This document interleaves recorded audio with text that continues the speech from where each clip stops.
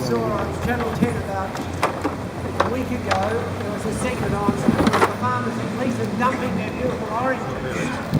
And then about 2 minutes later there was the ad for Coles, down, prices are down. And I don't know if people have ever linked the two.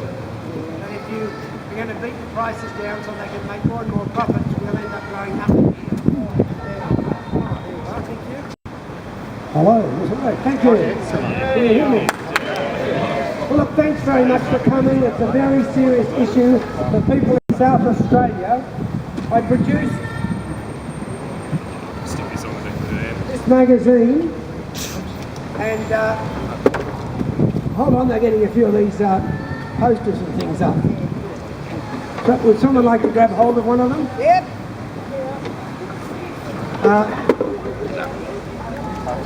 I produced this magazine, which is similar to a Harvey Norman magazine or a magazine for Coles or Woolies.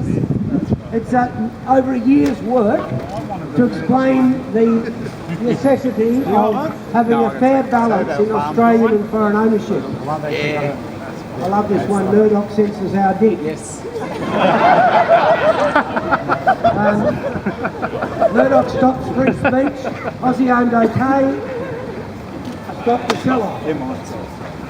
Anyway, the magazine is a promotion of Dick Smith Foods. I started Dick Smith Foods 13 years ago with the idea of trying to support and have a fair balance in Australian ownership and support our farmers. About a year ago I was going to close it down because we dropped from something like $80 million turnover to $8 million. And I thought, well, it's doomed. But so many people said to me, no, don't do that. So I worked on this magazine of Forbidden Ideas as a promotion for Dick Smith Foods. We printed over 2 million copies, and the plan was for it to be placed in the newspapers as an insert right around Australia. Now I was absolutely amazed when the Murdoch press rejected it.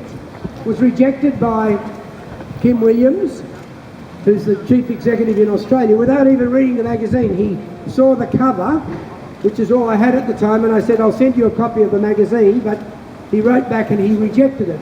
We still haven't got a proper reason on why he's rejected it. What he says is, oh, Dick Smith can publish and post it around himself and it's on his website. Imagine if News Limited one day said to Coles, oh look, we're not running your colour insert anymore, we're going to run the Woolworths ones, but not Coles because you can put it on your website. Now Coles would go broke, it's as simple as that. This decision by News Limited will threaten Dick Smith Foods. It's touch and go whether we can keep it going, but by having these 1.2 million copies of the magazines that should have gone in their media rejected, it's going to make it an incredible problem. Yes, some people will look at it on the internet, and by the way, if you key Dick Smith secret into Google, you'll be able to read it. Now, here's the problem. Tomorrow, people in Sydney and in Melbourne, in Canberra will be able to read my magazine. Next week, they'll be able to read it in the West Australian newspaper because those proprietors and editors have looked at it and are delighted that it gives some different views on important issues so we can discuss them in Australia.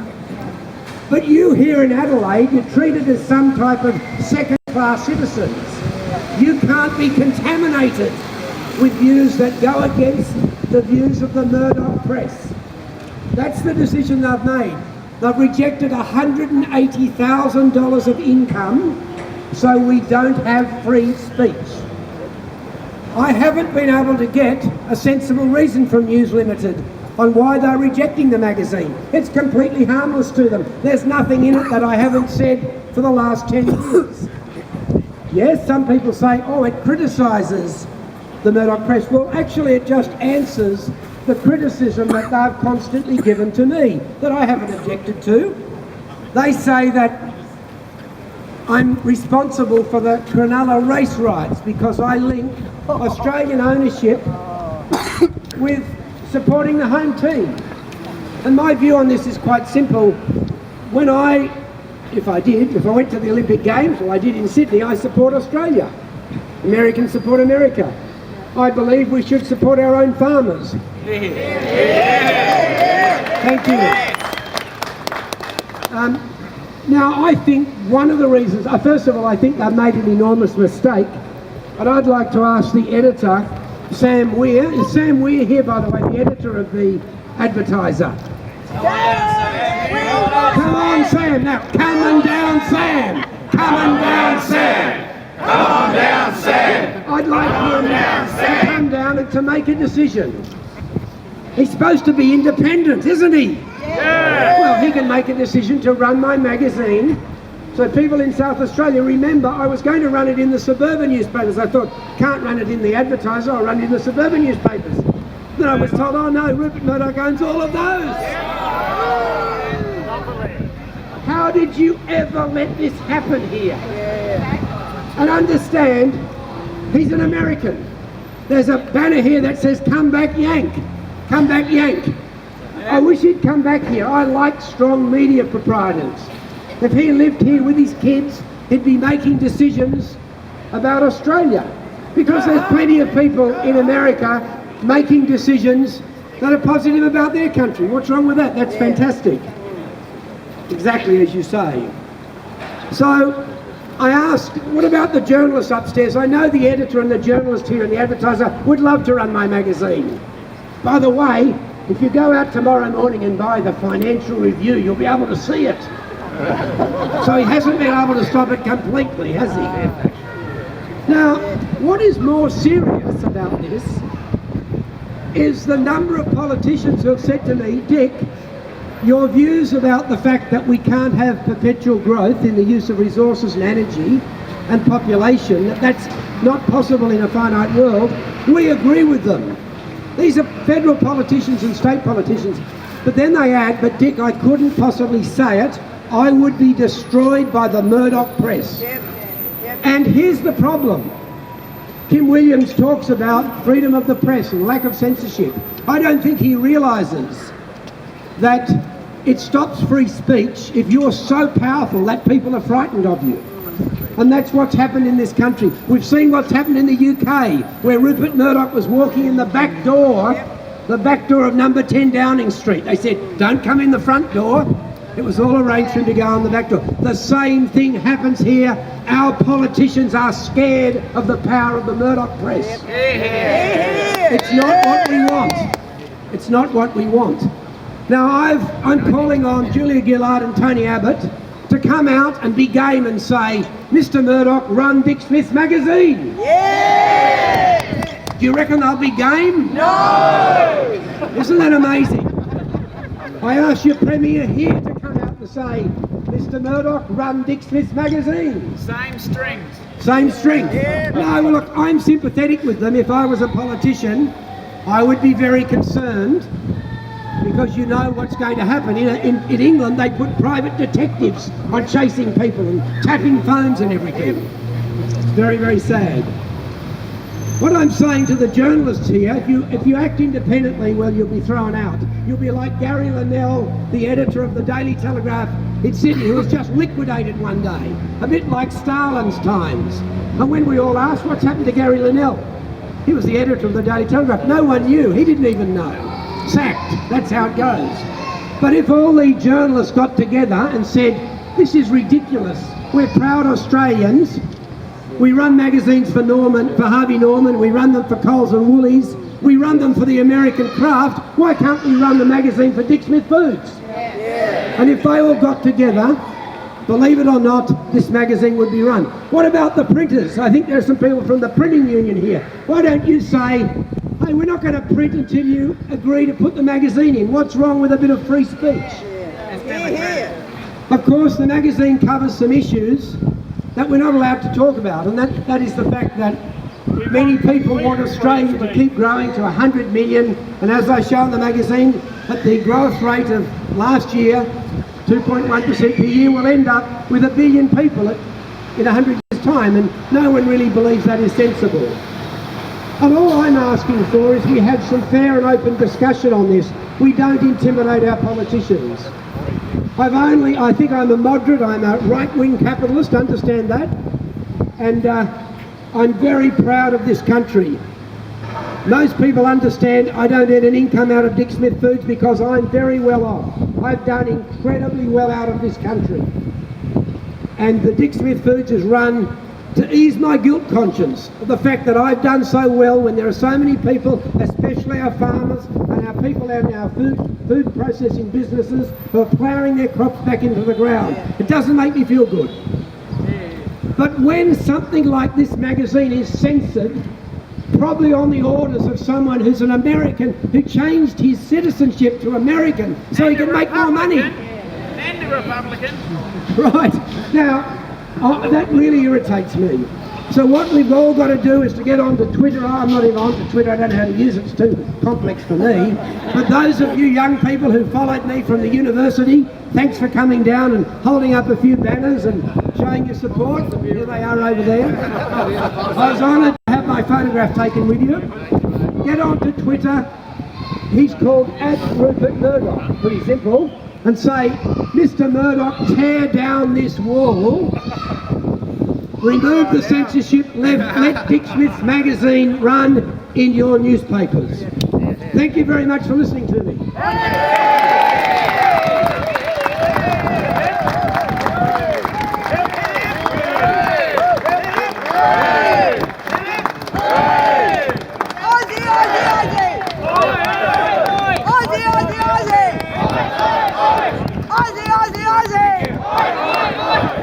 Come on down, Sam.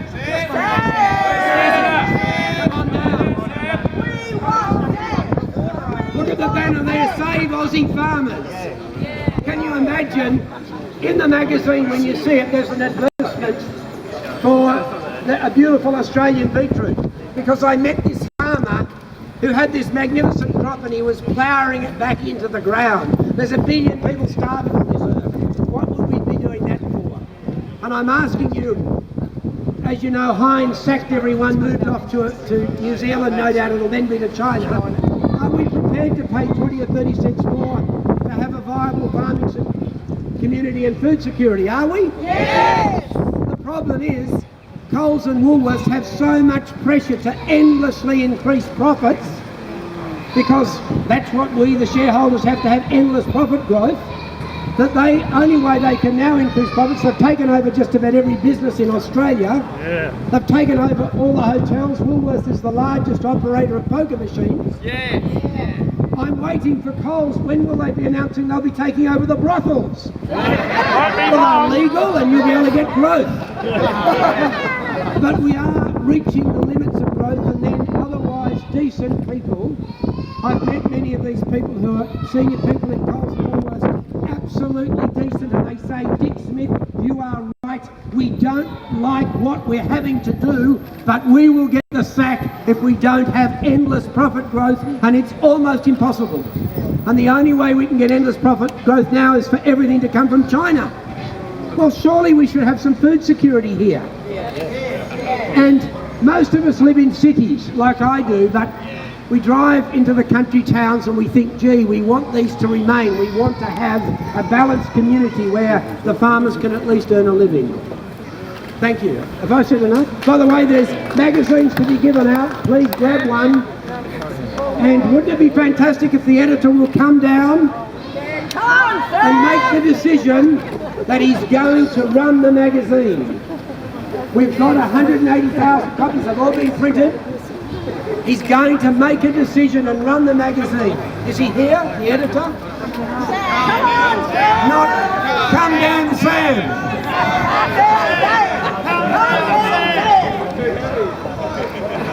Thank you very much. Thank you. Any questions? Can you hold a magazine, please? Yeah, John, hurry up.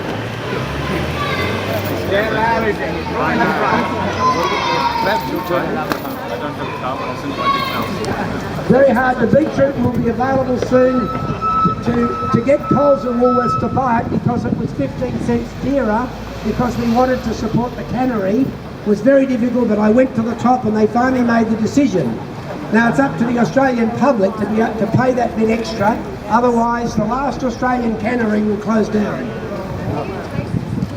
The beetroot ours is specially cooked because I don't like the stuff which is a bit crunchy inside. I like it to be properly cooked. That's right. Well, I like the properly cooked one. Yes. High-rise Harry getting a doctorate. Well, that's interesting. Yeah. Let me explain to you that one of the articles in my magazine of Forbidden Ideas that you won't read about in the mainstream media, certainly won't read about it in the Adelaide mainstream media, will you? That was, thank you, bye-bye. Now, it's about the fact that in Sydney, where I live, we have 4 million people, and you can hardly drive now. You're very fortunate here. I will, I'd like to move to Adelaide. But in Sydney, with 4 million, you can hardly drive, but the plan is for it to go to 7 million people. And I said, one day we'll have to have our kids in 60-storey high-rise. And my wife pointed out the next day in the Sydney Morning Herald, it mentioned in Parramatta, which is Western Sydney, they're now building 65-storey high-rise. So when you go to places like Shanghai, with over 1 billion people in China, we think, oh, these poor people having to live cooped up like battery hens, battery chickens. That's what's going to happen in Australia. And I think we can have a fantastic system if we're allowed to discuss it, which stabilises our economy. You can't do it too quickly. If we stop growth, we'll have recession, unemployment, all the terrible things. But we should plan for a stable system, and as a capitalist I believe we can have a system that has growth in efficiencies, removing waste, not just in using more and more resources and having more and more people. I say to some of my growth business friends, I say, when we have 1 trillion people in Sydney, will that be enough? And they look at me and they say, well, that's ridiculous. And I say, oh, you mean between now and then we have to stop growing? They have to admit to it. I say, why not plan for that now? But at the present time, we can't have open discussion about this. When you have a media that is completely obsessed with more and more profit, people are not allowed to discuss it. And that's what we should be allowing. We should have our politicians discussing it. And that's why I'm hoping our Prime Minister will say today, Julia Gillard will get up and say, Mr Murdoch, run Dick Smith's magazine. Thank you.